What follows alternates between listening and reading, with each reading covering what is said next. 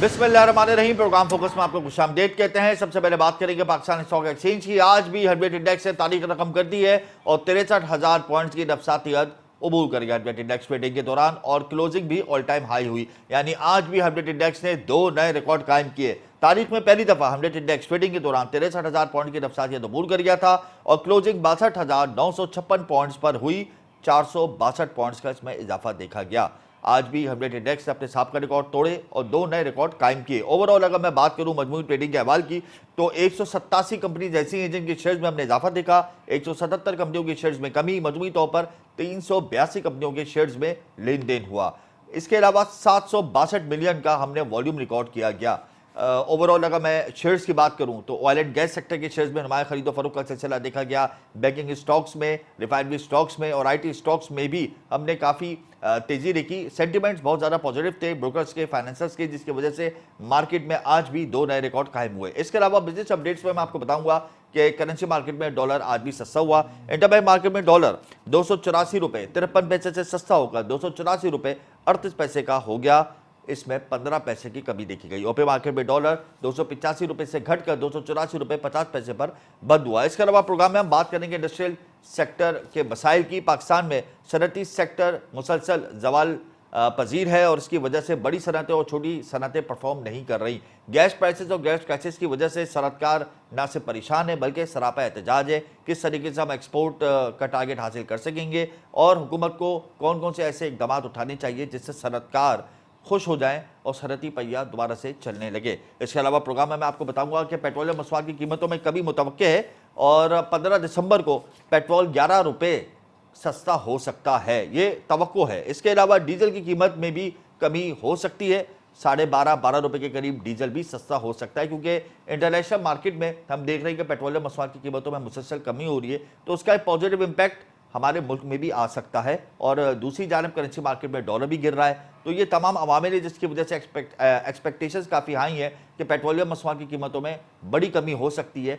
लेकिन अगर पेट्रोल सस्ता होता है, डीजल सस्ता होता है, तो क्या उसका इम्पैक्ट इन्फ्लेशन पर आएगा? क्या महंगाई कम होगी या ज़ख़ीरअंदोज़ माफिया महंगाई को कम नहीं होने देगी? इन तमाम पैरामीटर्स को हम तफसीली डिस्कस करेंगे आज अपने प्रोग्राम में। इसके अलावा मैं आपको बताऊंगा कि आज पाकिस्तान में सोना सस्ता हो गया बड़े पैमाने पर।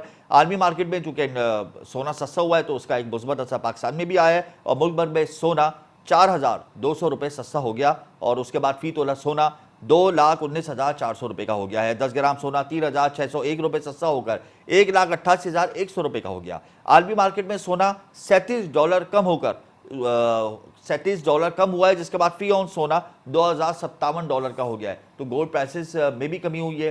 करेंसी मार्केट में भी डॉलर सस्ता हुआ है, जबकि स्टॉक मार्केट में 2 नए रिकॉर्ड बन गए। ये खुशखबरियाँ हैं। इसके अलावा एक और टॉपिक है जिसको हम अपने प्रोग्राम में डिस्कस करेंगे, वो है कंस्ट्रक्शन सेक्टर। पाकिस्तान में construction sector, real estate sector ज़बो हाली की जानिब गामज़न है। वो क्यों गामज़न है?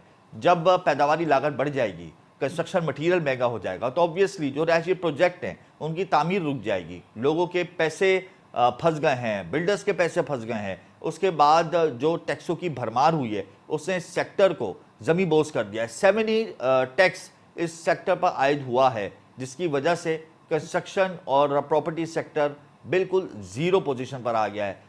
चीज़ें बहुत सस्ती हैं, प्रॉपर्टी बहुत सस्ती हो गई है, लेकिन ख़रीदार कोई नहीं है। पैदावारी लागत दुगनी हो गई है, कोई ख़रीदने को तैयार नहीं है। ओवरसीज़ पाकिस्तानियों ने कंस्ट्रक्शन सेक्टर से मुंह मोड़ लिया है। तो इन तमाम पॉइंट्स को हम डिस्कस करेंगे। हुकूमत को कौन जैसी पॉलिसी लानी चाहिए जिससे कंस्ट्रक्शन सेक्टर यानी वैल्यू एडेड सेक्टर दोबारा से चल पड़े। ये तमाम पॉइंट्स को हम अपने आने वाले सेगमेंट्स में तफसीली डिस्कस करेंगे। डॉलर, महंगाई, इंडस्ट्रियलिस्ट और कंस्ट्रक्शन सेक्टर के मसाइल क्या क्या हैं और इससे हुकूमत को क्या क्या नुकसानात हैं, क्या क्या फ़वाइद हैं, हुकूमत कौन कौन से ऐसे स्टेप्स उठाए जिससे हमारी मुल्की मईशत बेहतर से बेहतर हो सके और हर सेक्टर को तक़वियत पहुँच सके। इस हवाले से हम बात करेंगे, मगर यहाँ वक्त हुआ है एक ब्रेक का। हमारे साथ रहिएगा।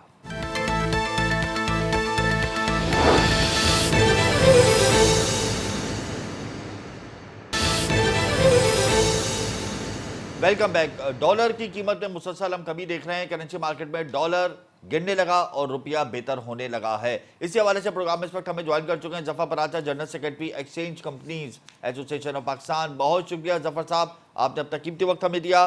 करेंसी मार्केट में हम देख रहे हैं कि रुपए की कदर में मुसलसल बेहतरी आ रही है और इंटरबैंक और रुपए मार्केट में डॉलर गिरावट का शिकार है। वजूहत क्या है? हमारे तो रिजर्व भी नहीं बढ़े, कहीं से सरमायाकारी बड़े पैमाने पे हमारे मुल्क में आई भी नहीं, फिर क्यों इसके अंदर हम गिरावट देख रहे हैं? तो अचानक हमने देखा कि एक मैनिपुलेशन की गई और एक सेंटीमेंट चेंज किए गए जी और जो बेचने वाले थे एक्सपोर्टर्स जी उन्होंने माल बेचना बंद कर दिया और इम्पोर्टर जो है ना उसको और उन्हें उससे लिंक करके तो एसएल चल रहा था।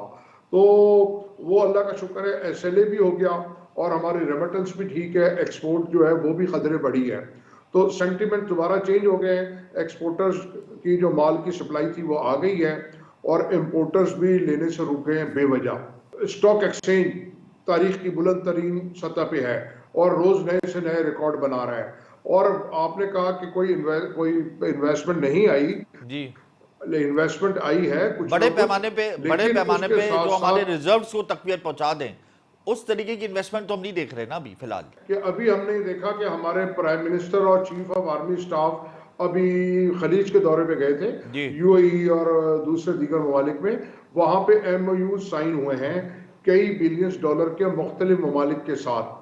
और आपका जो स्टॉक है उसकी बढ़ने की वजह भी यही है कि जो इन्वेस्टमेंट है वो जल्द आने वाली है और इस थोड़ी बहुत इन्वेस्टमेंट एडमिनिस्ट्रेटिव मेजर्स जो आर्मी चीफ ने और उनकी टीम ने लिए हैं वो भी मुसलसल चल रहे हैं। जैसे कि आज मैं पढ़ रहा था कि स्मगलिंग के खिलाफ जो क्रैकडाउन है वो उन्होंने तकरीबन 7-8 बिलियन रुपीस के जो चीजें हैं वो सीज की हैं। उसके साथ साथ हर डिपार्टमेंट पे, हर जगह पे इनके खिलाफ एक्शन हो रहा है, इलीगल वाइट मगर कॉलर क्राइम के जफर खिलाफ। साहब, जैसे कि बहुत कल हमने खुशाइन देखा बात कि है कि एमओयू साइंस हुए हैं गल्फ कंट्रीज में, लेकिन उन एमओयू का जो हमें समर है वो तो काफ़ी टाइम के बाद मिलेगा। अभी फौरी तौर पे तो हमें इन्वेस्टमेंट चाहिए ताकि हमारे रिजर्व्स बढ़ें, और वो आईएमएफ से मिलने वाली किस्त ही है जो हमारे रिजर्व्स को बढ़ाएगी। एमओयू के जो पॉजिटिव इम्पैक्ट्स हैं वो तो काफ़ी टाइम के बाद हमें मिलेंगे, तो इस हवाले से आप क्या नहीं कहेंगे? जनाब, नहीं जनाब, मैं ये कहना चाहूंगा, देखिए अभी आपके $3 बिलियन का जो डिपॉजिट है वो रोल हुआ बिल्कुल है हुआ है, सऊदी अरब से। बिल्कुल हुआ है। ये एक बहुत बड़ी बात है। फिर उसके बाद जो एमओयू साइन हुए हैं वो 99% चीजें फाइनल हो चुकी हैं जी टू जी हुआ और है, वो बिल्कुल। जल्द अनकरीब पैसे आने वाले हैं। इसके साथ साथ मैं ये कह रहा था कि जो एडमिनिस्ट्रेटिव मेजर्स हैं, जो हमने देखा कि अभी 5 बैंक आइडेंटिफाई हुए हैं मनी लॉन्ड्रिंग के अंदर, बिल्कुल हुए हैं। ये पहली दफा हो रहा है, पहले ऐसे कभी नहीं हुआ। अगर आप 50,000 लाख रुपए बैंक में जमा कराने जाएं तो वो आपका पूरा शजरा नसब पूछ लेते हैं, अच्छा जफर साहब, पूरा एक्सचेंज आपका कंपनीज ने साथ। कितना डॉलर इंटरबैंक मार्केट को प्रोवाइड किया है जब से उबूरी हुकूमत आई है? देखिए जी, जब से पूरी हुकूमत आई है उसमें तो एक्चुअली फिगर मेरे पास नहीं है, लेकिन जब से एडमिनिस्ट्रेटिव मेजर्स लिए गए हैं तो वो हम तकरीबन $1 बिलियन दे चुके हैं। अगर हम ओवरऑल देखेंगे जब से अबूरी हुकूमत आई है तो अंदाजन हम $2 से $2.5 बिलियन इंटरबैंक के अंदर विदाउट इंसेंटिव दे चुके हैं। यानी ये इससे पहले हमने कभी ये फिगर्स नहीं देखे। अगर मैं उबूरी हुकूमत का पीरियड 4 से 5 माह निकाल लेता हूं तो ये 4 से 5 माह में आप कह रहे हैं तकरीबन $2 अरब आप इंटरबैंक मार्केट को प्रोवाइड कर चुके हैं। इससे पहले हमने कभी एक्सचेंज कंपनीज को इतने बड़े पैमाने पे डॉलर्स प्रोवाइड करते हुए नहीं देखा। क्या ये बात दुरुस्त है? नहीं जनाब, हमने पहले भी प्रोवाइड की है। सालाना हम 7 से लेके $9 बिलियन तक प्रोवाइड करते हैं। वो अलग बात है कि हमारी फिगर्स को छुपा लिया जाता है और हमको हाईलाइट नहीं किया जाता, और जैसे कि पहले हर इल्जाम एक्सचेंज कंपनीज पर डाला जाता था, लेकिन अब जो आर्मी चीफ है उन्होंने हमको बुला के बड़ी इज्जत दी है और हमसे बात की है, और अब जो हमारा रोल है वो उन्होंने कहा आप हमें डायरेक्ट बताएं। तो जब से हम बता रहे हैं तो ये उनकी पॉलिसी भी हमारे बारे में चेंज हो गई है, खुशाइन बन गई है और ये चीजें भी सामने आ रही है। नहीं तो पहले हमारा रोल सामने नहीं आता था, हमारी फिगर्स को बैंकों के खाते में डाल दिया जो जाता रफ्तार था। तो प्रोवाइड करने की है डॉलर इंटरबैंक मार्केट को, जिस रफ्तार से आप लोग प्रोवाइड कर रहे हैं, एक्सचेंज कंपनीज प्रोवाइड कर रही है इंटरबैंक मार्केट को डॉलर, वो रफ्तार काबिल सताइश है। इससे पहले हमने ऐसी रफ्तार नहीं देखी। ये आप सही कह रहे हैं, पहले हमारी रफ्तार में रुकावटें थी जो आर्मी चीफ और उनकी टीम ने दूर की हैं। क्योंकि ये हमारी रफ्तार काफी कम हो गई जी। थी और उसकी वजह ये थी कि स्मगलिंग बहुत बढ़ गई थी और ग्रे मार्केट बहुत बढ़ गई थी और हवाले का काम बहुत हो रहा था। तो उनकी सपोर्ट की वजह से हम ये दे पा रहे हैं। हमारी जाती कोई अपनी अकेले की कोई काबिश जो है ना वो काम नहीं कर सकती। जफर साहब, आप तो हमारे जैसे साथ ही रहिएगा। इस वक्त हमें प्रोग्राम में ज्वाइन कर चुके हैं chairman grocers and wholesalers Abdur Rauf Ibrahim. Dollar कम होना शुरू हो गया अब्दुर्रऊफ साहब, आइंदा आने वाले दिनों में मजीद डॉलर कम होगा, जबकि ये तवक्को की जा रही है कि पेट्रोलियम मसनूआत की कीमतों में भी बड़े पैमाने पर कमी हो सकती है, क्योंकि इंटरनेशनल मार्केट में पेट्रोलियम प्राइसेस की कीमतों में डाउनफॉल शुरू हो गया है। तो क्या हमारे मुल्क में इन्फ्लेशन के फिगर्स भी डिक्रीज होंगे या जखीरंदोज माफिया का राज बरकरार रहेगा? वो भी अब स्टॉक एक्सचेंज में जा रहे हैं, पान वाला भी जा रहा है तो स्टील वाला भी जा रहा है, सभी एक बिजनेस पे लगे हुए हैं जी। अब मैं आपको बताऊं कि ये कमोडिटीज आइटम जो राइस है आपका और दालें हैं वो थोड़ा बहुत कम होंगे। जाहिर सी बात है पेट्रोलियम आइटम और डॉलर भी कमी हो रही है। अब देखें जो बिगाड़ हो चुका है पहले उसको सुधारना इतनी जल्दी तो मुमकिन भी नहीं होता है जितनी जल्दी जनरल आसिम मुनीर साहब ने स्टेप उठाए हैं। अगर ये स्टेप ना उठते बर वक्त तो आपको 350 रुपए का डॉलर मिलता। ये एक मुस्बित साइन है और मैं ये समझता हूं कि 16 महीने का जो बिगाड़ था, आप अंदाजा लगा लें कि 80 रुपए की चीनी हुआ करती थी, आटा 67 रुपीज का होता था। आप खुद अंदाजा लगा लें कि 16 महीने में हमने किया क्या इस मुल्क के साथ। आप दालें देख लें 250 रुपए की हुआ करती थी, 16 महीने में जखीरा अंदोज कितने हो गए थे? देखें जखीरा अंदोज के अलावा डॉलर के रेट जो 180-85 हुआ करते थे वो एकदम बढ़ाए गए और एकदम जाहिर सी बात है डॉलर में सट्टा हुआ तो कमोडिटीज में सट्टा हुआ कहाँ नहीं हुआ। अभी सट्टा माफिया ठंडी हो गई है या अभी भी सट्टा माफिया सरगर्म है होलसेल मार्केट के अंदर, रिटेल मार्केट में? देखें आप बात समझें, अगर होलसेल मार्केट की आप बात करते हैं तो होलसेल में तो इतना बड़ा फर्क नहीं आया, लेकिन अब जो डॉलर जो कम हो रहा है उससे बात है 10-15 रुपए दालों में भी कमी वाकई होगी, चावल में भी आपको 25 रुपए तक की कमी वाकई होगी। लेकिन मैं आपको बताऊं रिटेल बेस पे ये कम नहीं हो रहा है। ये गैप क्यों कायम है अभी तक होलसेल और रिटेल का? रिटेल पे जब तक कंट्रोल नहीं आएगा 1 किलो 2 किलो या आधा किलो लेने वाला वो तो वही परेशान है, उसको कौन सा सस्ता मिल रहा है, सस्ता उनको नहीं मिल रहा है। जी जफर साहब, ये बताएं कि मुस्तकबिल में करेंसी मार्केट में डॉलर की पोजीशन को कहां देखते हैं? क्या डॉलर मजीद गिरावट का शिकार होगा? 250-260 रुपए की एक्सपेक्टेशन इस साल होगी या आप समझते हैं कि इसमें थोड़ा वक्त दरकार है? देखिए जनाब, डॉलर का रेट मुस्तकबिल करीब में तो मुझको नीचे ही आता हुआ लगता है और रुपया इंशाल्लाह स्ट्रॉन्ग रहेगा, लेकिन जो 250 और 60 की बात है वो इस साल मुमकिन नहीं लगती। आने वाले दिनों में इंशाल्लाह पर जरूर आ जाएगा वापस, अगर एडमिनिस्ट्रेटिव मेजर्स इसी तरह चलते रहे और कहीं हुकूमत ने कहीं पॉलिटिकली या किसी और इंटरनेशनली कहीं कंप्रोमाइज नहीं किया। जैसे कि अभी हमने देखा हुकूमत ने अफगान ट्रेड ट्रांजिट के ऊपर जो 10% लगाया था सर्विस चार्जेस वो हटा दिया और जो बैंक गारंटी थी उसको भी शायद हटा दिया, ऐसी खबरें देखी हैं। तो ये कॉम्प्रोमाइज़ नहीं होने चाहिए। अगर ये कॉम्प्रोमाइज़ ना होते तो 260 वाली बात इस साल की नज़र आती थी और फिर आने वाली जो हुकूमतें सियासी अगर वो कॉम्प्रोमाइज़ नहीं करती और मुल्क से वो मोहब्बत करती हैं और अपनी सीट से मोहब्बत नहीं करती तो इंशाल्लाह चीज़ें बहुत जल्द ठीक हो जाएंगी। बहुत जल्द डॉलर का रेट मजीद नीचे आ सकता है। अब्दुर्रऊफ इब्राहिम साहब, ये बताएं कि अगर डॉलर मुसलसल गिरावट का शिकार होता है तो इस वक्त जो महंगाई की शरह है 40%, 41%, क्या वो कम होगी और क्या वो कम होते होते वापस 28 से 30% पे आ जाएगी जिस तरीके के अहदाफ सेट किए गए हैं बजट में? देखिए अगर सियासी इस्तेकाम या इलेक्शन वाला निज़ाम उसमें कोई अफरा तफरी वाला मामला हुआ तो मुश्किल होगा, और अगर जिस तरह निगरान वज़ीर आज़म काम कर रहे हैं और अभी चीफ ऑफ आर्मी स्टाफ जो काम कर रहे हैं उसकी वजह से तो मेरे ख्याल है कि आपका महंगाई का रेशो कम होगा, इंशाल्लाह महंगाई कम होगी। अच्छा, खुशखबरी सुना दें, आइंदा आने वाले दिनों में कौन कौन सी अशिया के अंदर कीमतें में कमी हो सकती है? चीनी, आटा, दाल, चावल, तेल, जरा थोड़ा सा बता दें, आवाम बड़ी बेताबी से इंतजार कर रही है।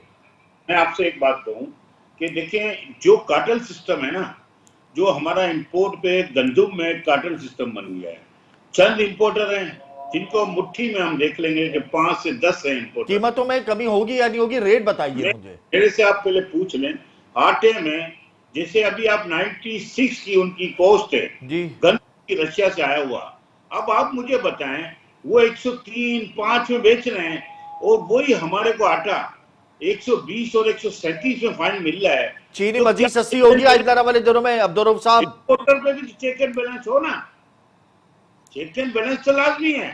बहुत शुक्रिया अब्दुल साहब, आपने अपना कीमती वक्त दिया। जफर पराचा साहब, आपने अपना कीमती वक्त दिया, इसमें कोई दो राय नहीं कि अगर डॉलर मजीद सस्ता होगा, गिरेगा, तो आने वाले दिनों में महंगाई की शरह में भी कमी होगी, क्योंकि हम लोग इंपोर्ट बेस्ड कंट्री हैं। लोकलाइजेशन पर हमने तवज्जो नहीं दी, जिसकी वजह से हम इंपोर्ट करते हैं, अजनास को इंपोर्ट किया जाता है, जिसकी वजह से हमारी मईशत पर एक मनफी असर भी आता है। और जाहिर सी बात है, जब डॉलर बढ़ता है तो जो इंपोर्ट की हुई अजनास उनकी कीमतों पर मनफी असर मुरतब होता है। लेकिन बहरहाल हमारे रिजर्व आइंदा वाले दिनों में बेहतर हो जाएंगे। लिक्विडिटी क्रंच लोकल मार्केट में काफ़ी हद तक कंट्रोल हुआ एक्सचेंज कंपनीज की बदौलत, और एक्सचेंज कंपनीज ने अप्रॉक्सीमेटली फिस्कल ईयर में तकरीबन $2 अरब प्रोवाइड कर दिए इंटरबैंक मार्केट को। ये बड़ी अच्छी बात है, और इस वजह से हम देख रहे हैं कि डॉलर की कीमत में कमी हो रही है, और आइंदा वाले दिनों में मजीद कमी होगी अगर बैरूनी सरमायाकारी पाकिस्तान में आ जाती है और IMF से किस्त मिल जाती है और हमारे रिजर्व्स बेहतर हो जाते हैं, तो यकीनन डॉलर 250-260 पे आएगा। या वक्त एक ब्रेक का, अब हमारे साथ रहिएगा।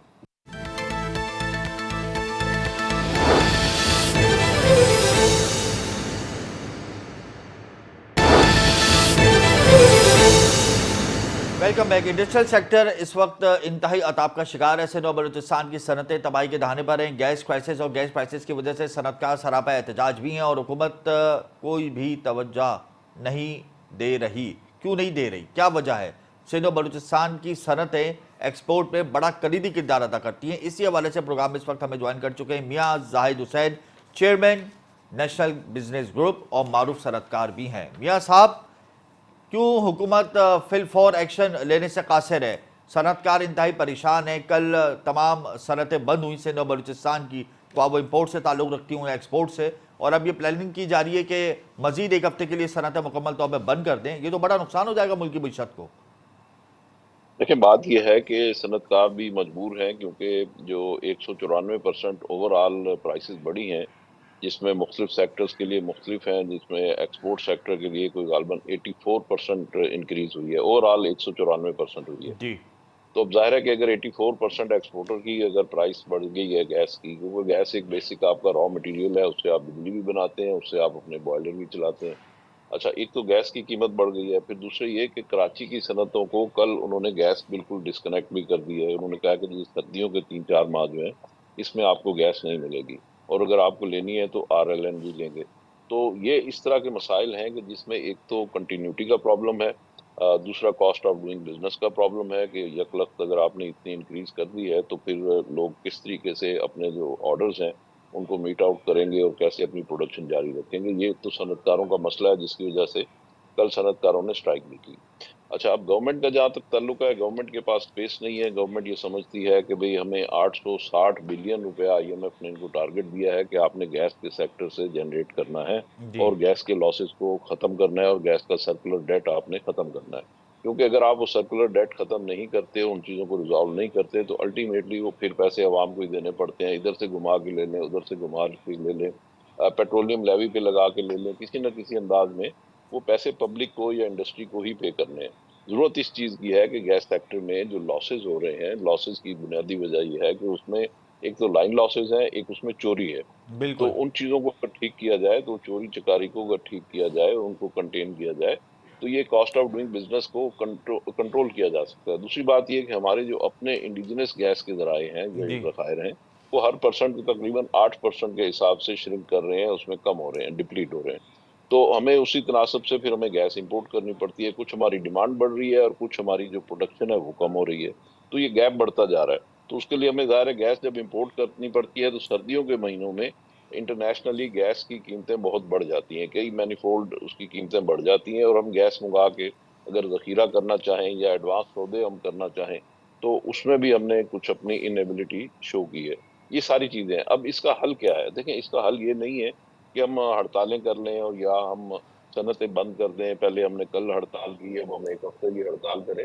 जी जरूरत इस चीज की है कि हमारा अपना मिनिस्टर कॉमर्स जो है, गौहर एजाज साहब, वो बैठे हुए हैं, वो मिनिस्टर कॉमर्स है, और वो बड़ी तनदेही से इन चीजों को हल कर रहे हैं। जरूरत इस चीज की है कि हम उनके साथ बैठें, अगर हम अपना जो वजीर तिजारत है उसके साथ भी अगर हम अपने मसाइल हल नहीं कर सकते, उनको अपनी जबान नहीं समझा सकते, और उसमें भी अगर हमने स्ट्राइक पे जाना है, तो मैं समझता हूँ ये बड़ी अनवाइज पॉलिसी है। हमें बैठ के बात करनी चाहिए और बैठ के मसाइल को हल करना चाहिए। इसका हल जरूर निकलेगा। आप देखें, इसी गवर्नमेंट ने, जो केयर टेकर गवर्नमेंट है, इसने डॉलर की कीमत को भी कंटेन किया। डॉलर किस तरीके से हाई फ्लाई हो रहा था उसको भी इन्होंने रोका है। इसी तरीके से डॉलर की स्मगलिंग को इन्होंने रोका है। और अभी महंगाई भी निस्बतन पहले की निस्बत कम हो रही है। आपका स्टॉक मार्केट जो है वो 62,000 पॉइंट से एक्सीड कर गया है। जी। और ये कि हमारे यहाँ फॉरेन इन्वेस्टमेंट भी अभी आने जा रही है। अभी यूएई के साथ हमारा एमओयू हुआ है, कुवैत के साथ हमारा एमओयू हुआ है। तो एक बड़ा ह्यूज अमाउंट हमें फॉरेन इन्वेस्टमेंट की शक्ल में पाकिस्तान में आ रहा है। तो हमें ये चाहिए कि थोड़ा सा अगर हम सुकून कर लें, थोड़ा सा सांस ले लें, और गवर्नमेंट के साथ बैठ के, और गवर्नमेंट को भी चाहिए कि वो हमें एंगेज करे जी। और इन चीजों को आपस में सॉर्ट आउट किया जाए, बजाय इसके कि हम फिर एक इंटरनेशनल कम्युनिटी को एक ये मैसेज दें कि शायद हमारे यहाँ जो है पहले पॉलिटिकल अनसर्टिनिटी थी और अब हम इकोनॉमिक अनसर्टिनिटी पे जा रहे हैं, या हमारे यहाँ एनर्जी अनसर्टिनिटी पे जा रहे हैं हम। तो वो मैसेज इंटरनेशनल कम्युनिटी को देने की बजाय और हमारे इंटरनेशनल कस्टमर्स को खराब करने की बजाय, ये चीजें हमें चाहिए कि हम आपस में बैठ के सॉर्ट आउट करें, और उनको सॉर्ट आउट करके इसका हल निकाला जा सकता है। गवर्नमेंट ने जो 84% इंक्रीज की है एक्सपोर्ट ओरिएंटेड इंडस्ट्री के लिए, यानी उनको 194% कीमत नहीं बढ़ाई, तो इनको 84% बढ़ाई है। मजीद भी इनके साथ कुछ, मेरा ख्याल है, अगर एंगेज किया जाए तो इन महीनों में गैस वैसे भी नहीं होगी। तो अगर बिजली की कीमतें जो है वो कम हो जाए और एक्सपोर्ट हमारी चलती रहे, क्योंकि बिजली देखें, हमें सब उसको वैसे भी कैपेसिटी पेमेंट हमें करनी ही पड़नी है, चाहे हम बिजली यूज करें या ना करें। जी। तो अगर बिजली सनतों को दे दी जाए सस्टेनेबल बेसिस के ऊपर, जरा सस्ती कीमत पे दे दी जाए, तो इस तरीके से सनत की भी कोई ना कोई वायबिलिटी बन सकती है, और बैठ के बनानी चाहिए। पंजाब और सिंध के टैरिफ में क्या फ़र्क है वाज़ेह, और फ़र्क क्यों है? देखिए, मुझे इसकी ज्यादा नॉलेज नहीं है। जो पंजाब और सिंध का जो टैरिफ है, उसमें यह है कि जो सिंध को गैस है, इंडिजिनस गैस, उसको फराहमी ज्यादा होती है, पंजाब को कम होती है। और पंजाब को जो है वो ज्यादा रिलायंस करना पड़ता है RLNG पे, जो महंगी है। तो जी। पंजाब में बल्कि जो गैस है वो महंगी है, और कराची की निस्बत जो है, यानी कराची में निस्बतन जो है सिंध में, वो कम है। इसलिए कि सिंध से भी हमें गैस बदीन से निकलती है। इसके अलावा इंडिजिनस गैस जो है जहां से निकलती है, वो पहले उसका यानी उसका शेयर, उसका इस्तेहकाक ज्यादा होता है। तो हमें इस वजह से कराची को पहले भी एज हासिल है। लेकिन मैं ये समझता हूँ कि हम गैस को सस्ता कराने के चक्कर में, और कॉन्स्टिट्यूशनली भी हमें ये उसमें राइट है कि हम, चूंकि हमारी गैस सिंध से निकलती है, जी। तो सिंध को पहले वो गैस दी जाए। तो इस पॉइंट ऑफ व्यू से हमें गैस सस्ती मिलनी चाहिए। ये हमारा एक आईनी और कानूनी हक है। लेकिन यह है कि अगर हम पूरे मुल्क को साथ लेकर चलें और इन चीजों को देख के चलें, और इसका कोई बेहतर हल निकाल लें मिल बैठ के, तो ये हल निकल सकता है। अच्छा मियाँ साहब, हम अल्टरनेट सोल्यूशंस पे क्यों नहीं जाते? अगर नेचुरल गैस की किल्लत है मुल्क भर में और मौसम सरमा में ये किल्लत मजीद बढ़ जाती है, तो हमारे पास सब्सिट्यूट्स तो मौजूद हैं। RLNG मौजूद है, SNG मौजूद है। तो अगर हम इनको पर तवज्जो दें तो क्या हम अपने टारगेट अचीव कर सकेंगे? नहीं, देखें, इसका गैस का बदकिस्मती से कोई सब्स्टिट्यूट मौजूद नहीं है। बिजली का सब्स्टिट्यूट तो विंड भी है, बिजली का मतलब सोलर भी है। SNG, synthetic natural gas, RLNG, ये तो अल्टरनेट सोल्यूशंस है, इन पे तो इंडस्ट्री चल सकती हाँ, हैं। देखें देखें, RLNG जो है उसकी कीमत ज्यादा है। वो आपको लेनी पड़ती है इंटरनेशनल मार्केट से। जी जो आपकी बिल्कुल। इंडिजिनस गैस है, मुल्की गैस जो है, जिसको बिल्कुल। कुदरती गैस कहते हैं, जी जी। तो वो गैस जो है उसका रेट हमने कम रखा हुआ है। और वो मैं, क्योंकि हमारी अपनी है, वो हमें सस्ती पड़ती है। और मैं तो इस चीज का भी कायल नहीं हूँ कि हमारी जो चीज खुद की निकलती है वो हम इंटरनेशनल प्राइस से कम कीमत पे बेच रहे लेकिन होते वो हैं। तो डोमेस्टिक अल्टीमेटली सेक्टर वो को हम दे दी अपने जाती है जखायर क्योंकि का। गैस का बुरहान है। अब डोमेस्टिक सेक्टर पे जी। भी तो गैस प्रोवाइड करनी है क्योंकि मौसम सरमा में डिमांड बढ़ जाती है।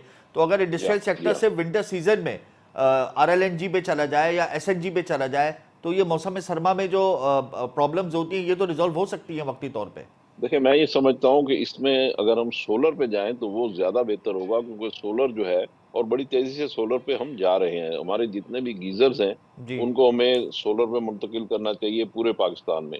इसी तरीके से कुकिंग रेंजेस वगैरह, जो घरों में खाना वगैरह पकता है, जी। उसको भी हमें अगर सोलर पे ले जाएं, यानी बिजली पे ले जाएं, सोलर पे शिफ्ट कर दें, तो वो खाना पकाना घर में जो है वो गैस की बजाय, वो गैस असल में हमें कन्वर्ट करनी चाहिए, डाइवर्ट करनी चाहिए इंडस्ट्री की तरफ। अगर हम इंडस्ट्री में करेंगे डाइवर्ट तो इंडस्ट्री चलेगी तो रोजगार मिलेगा ना लोगों को, और हमें एक्सपोर्ट भी होगी और अर्निंग भी होगी, फॉरेन एक्सचेंज अर्न करेंगे। बिल्कुल तो इसलिए बिल्कुल। हमें कुछ अपनी प्रायोरिटीज को भी रीफिक्स करने की जरूरत है, रिविजिट करने की जरूरत है, और सिमिलरली हमें इसके सेकंड ऑप्शंस पे भी जाने की जरूरत है। अभी हमारी जो इंडस्ट्री है, वो बहुत सारी इंडस्ट्री हमारी जो है वो कैप्टिव पावर पे है, यानी कि वो गैस लेके और गैस से बिजली बनाते हैं। वेयर एज के बिल्कुल बिजली हमारे पास मुल्क में वैसे भी सरप्लस है और उसकी हम कैपेसिटी पेमेंट पे कर रहे हैं। तो इसलिए हमें, अगर हम बिजली सनतकारों को दें और सस्ते रेट पे दें, और बिजली का एक प्रॉब्लम यह है कि उसमें ब्रेक डाउन बहुत होते हैं, और बहुत सारी हमारी सेंसिटिव इंडस्ट्री ऐसी होती है कि अगर उसमें ब्रेक डाउन हो, एक दो मिनट के लिए भी अगर हो, तो उसका सारा प्रोसेस खराब हो जाता है। तो हमें ये चाहिए कि हम बिजली रिलायबल तरीके से इंडस्ट्री को दें, कुछ उसका रेट कम करें। जो कैपेसिटी चार्जेस हम 20-22 रुपए ऑलरेडी पे कर रहे हैं, तो वही बिजली अगर हम सस्ती बना के और सनत को दें तो सनत हमारी चलती रहेगी, और उससे गैस की जो कंजम्पशन है इंडस्ट्री में वो कम हो सकती है, गैस पे दबाव कम हो सकता है। और इसी तरीके से घरों में भी हमें इस पर शिफ्ट करना होगा कि हमारे जो गीजर्स हैं जी। उनको सोलर पे शिफ्ट करना होगा। मियां हमारे साहब जो इन इश्यूज की रूट कॉज क्या है? आईपीपीज, फर्टिलाइजर सेक्टर, या फिर लाइन लॉसेस? देखिए, इनकी रूट कॉजेज तो ये सारी ही हैं। इसमें देखें, हम फर्टिलाइजर में हम क्रॉप सब्सिडी देते हैं, इसी तरीके से हम हमारा जो यानी सब्सिडीज हम देते हैं, इसी तरीके से हम बिजली यानी कैप्टिव पावर जो है उसमें हम गैस सप्लाई कर रहे होते हैं बिजली बनाने के लिए, जो कि उसमें गैस जितनी रिक्वायर्ड होती है वो ज्यादा यानी गैस लेते हैं और बिजली कम बनाते हैं उसी निस्बत से। जी। तो ये सारे रूट कॉजेज हैं, और इन सारी चीजों को हमें प्रायोरिटाइज करना होगा, इनको फिक्स करना होगा। असल बात इसको यूं कह लें कि फाइन ट्यूनिंग के इश्यूज हैं, और हमें इन चीजों को मैनेज करना होगा। पब्लिक को भी ये अवेयरनेस देनी होगी कि वो सर्दियों में हीटरों की बजाय वो गर्म कपड़े पहने, वो रजाइयां ओढ़े, या जो भी इस तरह की चीजें जो आज से 25-30-40 साल पहले होता था अब कि तो जब अब तो लोग जो है घरों में। इतनी महंगाई बढ़ गई है मियां साहब कि ना हीटर है ना गर्म कपड़े हैं, लोग तो लकड़ियां जला के गुजारा कर रहे हैं। इस वक्त तो ये आलम हो जी चुका हाँ, है हमारे मुल्क में। पहले एक सोर्स होता था कि हीट के लिए घरों में लकड़ी के अंगीठियां होती थी जी जिसमें कोयले हम लोग जलाया करते थे, जी। फिर गैस का जमाना आ गया, फिर वो गैस होती है। तो अब भी बहरहाल बात यह है कि हम वही एनर्जी जो है वो सोलर से हम ले सकते हैं। जरूरत बिल्कुल इस समझ की है कि ग्रिड में भी हम सोलर को इंजेक्ट करें, और घरों में भी सोलर डायरेक्ट भी ऊपर छत से हम ले सकें। तो ये चीजें हैं। असल बात यह है कि अब बिजली के शोबे में भी हमारा 1,000 अरब रुपए साल का लॉस है, जो बिल्कुल। बिजली चोरी और लाइन लॉसेस में जाया हो जाती है। तो उस चीज को भी हमें कंट्रोल करने की जरूरत है। इसी तरह से गैस में हमारे लॉसेस हैं जिसमें नॉन पेमेंट ऑफ बिल्स है, और गैस की चोरी भी है, और गैस के लीकेजेस भी हैं। तो ये सारी चीजें देखें, एक तरफ तो हम गैस इंतहाई महंगे रेट पे लेते हैं, दूसरी तरफ हमारे यहाँ गैस नापेद है, जी। और तीसरी तरफ हम इंडस्ट्री को गैस दे नहीं पाते, और चौथी तरफ हमारी गैस चोरी हो जाती है। और फिर तो बात यह फर्टिलाइजर है कि सेक्टर को क्रॉस हमें। सब्सिडी की मद में सस्ती गैस भी मुहैया हो जी जाती है। जी हाँ, तो फर्टिलाइजर सेक्टर को भी जो हम दे रहे हैं उसमें सब्सिडी दे रहे हैं, क्रॉस सब्सिडी दे रहे हैं। तो फर्टिलाइजर हम इंपोर्ट कर सकते हैं, और इंपोर्ट करेंगे यकीनन वो हमारी जो लोकल फर्टिलाइजर है उससे, क्योंकि हम सब्सिडी दे के तो उसको सस्ती बनाते हैं।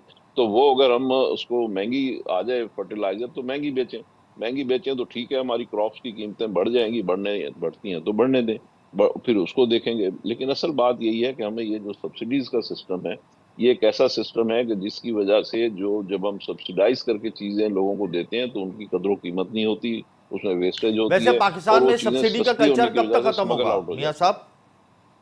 देखें, सब्सिडी तो इस वक्त कोई हम 900 अरब रुपए की सब्सिडीज हम दे रहे हैं, और ये मैंने ये देखना शुरू किया था जब ये सब्सिडी होती थी 150 अरब रुपए की। और उस वक्त 150 अरब रुपए की जो सब्सिडी थी, उस वक्त कहा जाता था कि ये सब्सिडीज का कल्चर हमने खत्म करना है, और वो खत्म करते करते हम 900 अरब पे तो पहुंच गए हैं।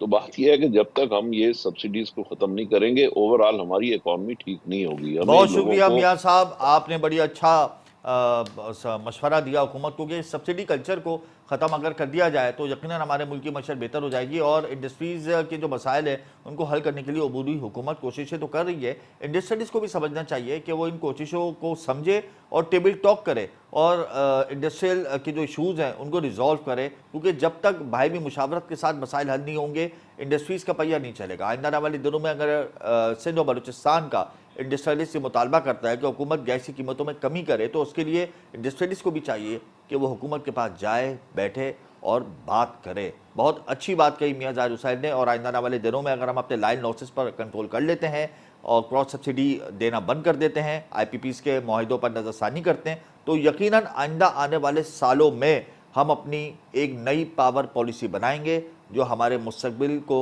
ना सिर्फ बेहतर करेगी बल्कि हमारे लिए एक्सपोर्ट के नए दरवाजे भी खोलेगी और एक्सपोर्ट की शरह में भी बतदरीज इजाफा करेगी। अगले सेगमेंट में मैं कंस्ट्रक्शन सेक्टर के मसाइल को डिस्कस करूंगा, लेकिन यह वक्त एक ब्रेक का, हमारे साथ रहिएगा।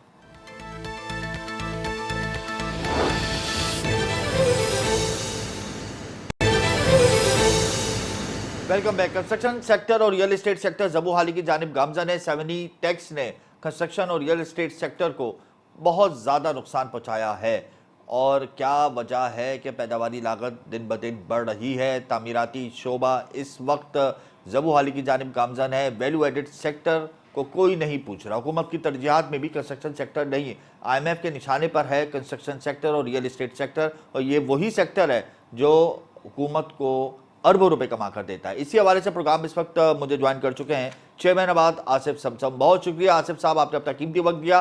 क्या वजह है कि हुकूमत की तरजीहात में कंस्ट्रक्शन और रियल एस्टेट सेक्टर नहीं है? बिस्मिल्लाहिर्रहमानिर्रहीम, बहुत शुक्रिया। आपने इस अहम मौजू पे आज जो टॉपिक है आपका, इस पे आपने हमसे बात की। हम मुसलसल इस बात की निशानदेही कर रहे हैं कि ये जो टैक्स करने की बात की जा रही है कि इस सेक्टर को टैक्स करना है। हम ये कहते हैं आप देखें कोई टैक्स रह तो नहीं गया जो हम पे नहीं लगा। और बड़ी क्लियर मैं आपको बताता हूँ कि जितना टैक्स करेंगे, ये जो आबाद है या हमारे जो मेंबर हैं ये हाउसिंग वर्टिकल पे फोकस करते हैं, ये 4000-6000 गज के मकान नहीं बनाते, वो उन लोगों के लिए करते हैं जो लो कास्ट होते हैं या जो बहुत छोटी सी इन्वेस्टमेंट पे अपनी इंस्टॉलमेंट पे काम करने जा रहे होते हैं। तो उनको अगर हमें उनकी प्रोडक्ट जो हम बना रहे हैं उन पे आप टैक्स करेंगे तो ये बहुत फितरी सी बात है कि ये पास ऑन होगा उन गरीबों को। तो IMF के नाम पे अगर टैक्स लगाएं या अगर उनकी कोई डिमांड है तो उनको भी समझाना चाहिए कि ये जो टैक्स है, चूंकि पूरी दुनिया में हाउसिंग के हवाले से ये मुस्तनद बात है कि हुकूमत वक्त की जिम्मेदारी है बेघर अफराद को छत फराहम करना।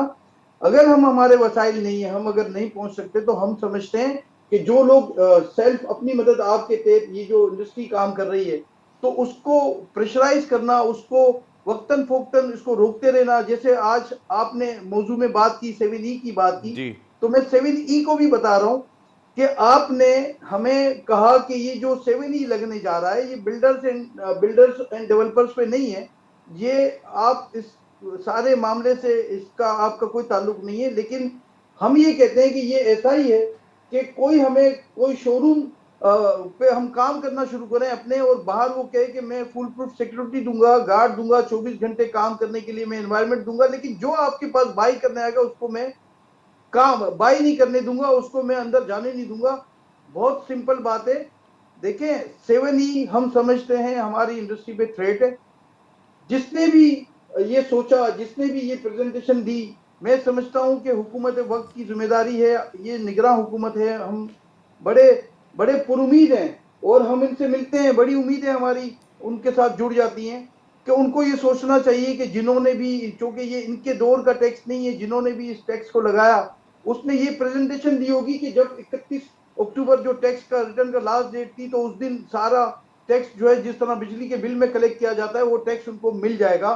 तो आगे की बात यह है कि इस 7E के लगने से लोगों ने अपनी इन्वेस्टमेंट, जो लॉन्ग टर्म इन्वेस्टमेंट होती थी वो प्लॉटिंग में होती थी, वो लोगों ने इन्वेस्टमेंट करना आज रोक दी है, क्योंकि लोग अब डर गए हैं कि सालाना बुनियादों पे टैक्स देना पड़ेगा।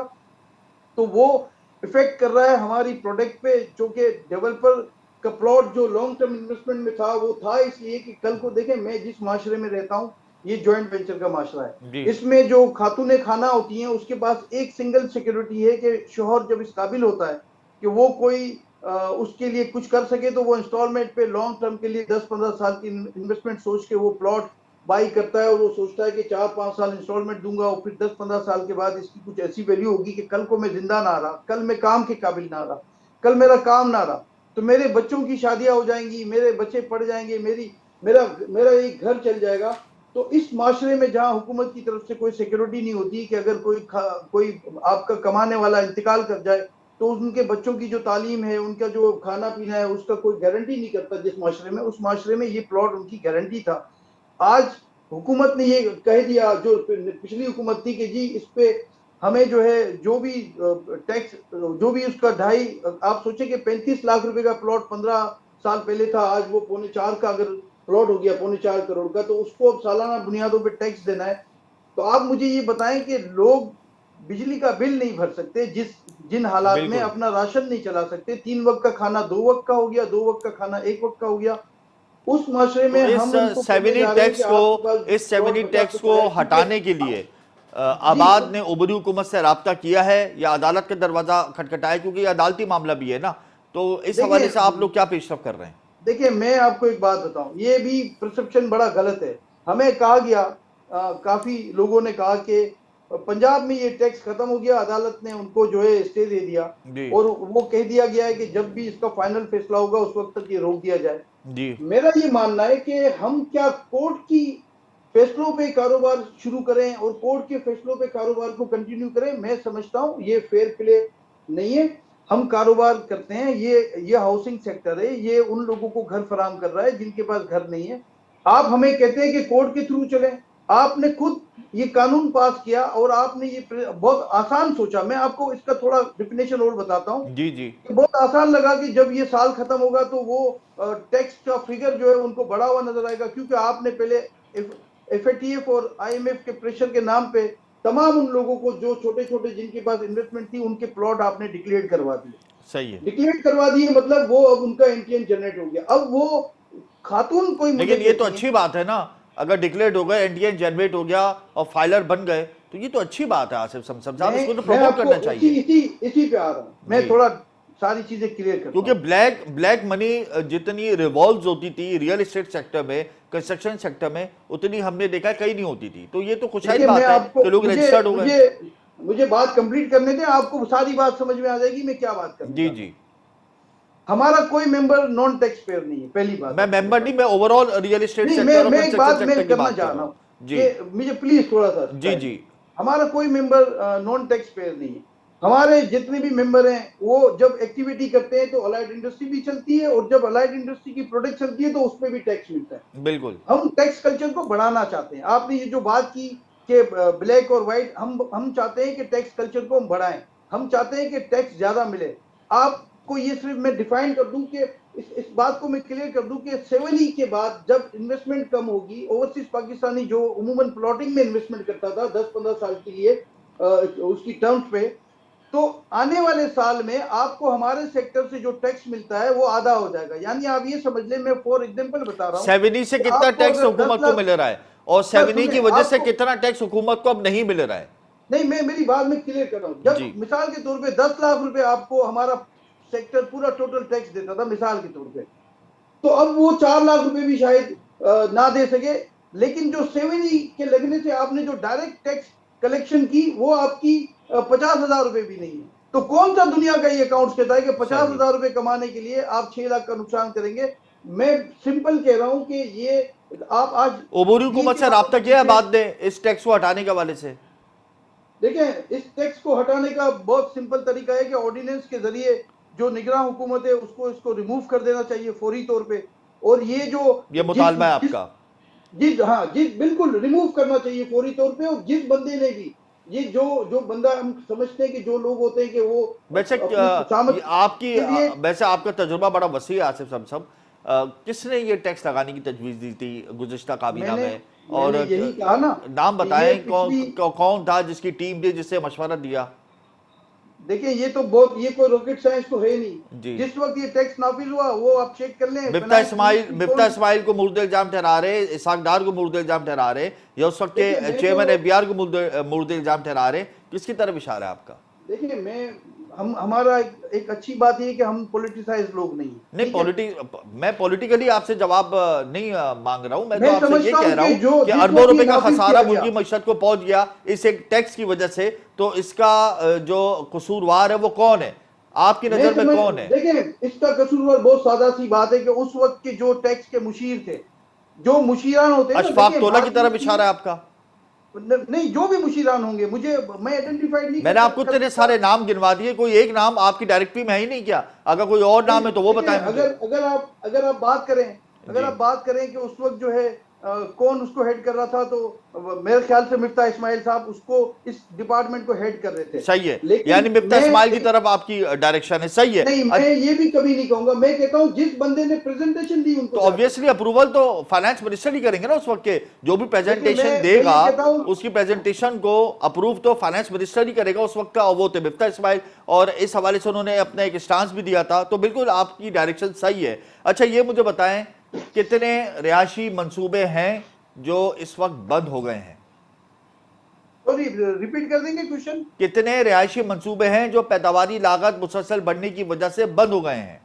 देखिए, मैं आपको एक बात बताऊं कि 50% से ज्यादा काम हमारा जो है वो बंद होने जा रहा है, क्योंकि एक चेयरमैन अभी कितने बंद हो गए हैं अंदाजे के मुताबिक? कितने रिहायशी मंसूबे हैं, नंबर्स में बताइए, जो अभी बंद हो गए हैं? मैं आपको सैकड़ों की बंद नहीं हो गए, स्लो हो गए, या उनकी स्पीड खत्म हो गई, क्योंकि प्राइस बढ़ गई, और जो इंस्टॉलमेंट आनी थी या जो इंस्टॉलमेंट आती है लोगों को, जब इतनी महंगाई, जब डॉलर का फ्लक्चुएशन होता है, लोग डॉलर की तरफ भागते हैं इन्वेस्टमेंट लेके, फिर मतलब प्रोग्रेस स्लो हो गई, कोई रिहायशी मंसूबा सीज नहीं हुआ, कोई रोका नहीं आप लोगों ने, शटडाउन नहीं हुआ? हमारे मेंबरों की भी ख्वाहिश है, हमारी भी ख्वाहिश है कि आखिर दम तक खड़े रहेंगे, जब तक सांस है, इंशाल्लाह काम करेंगे, इस मुल्क के लिए काम करेंगे।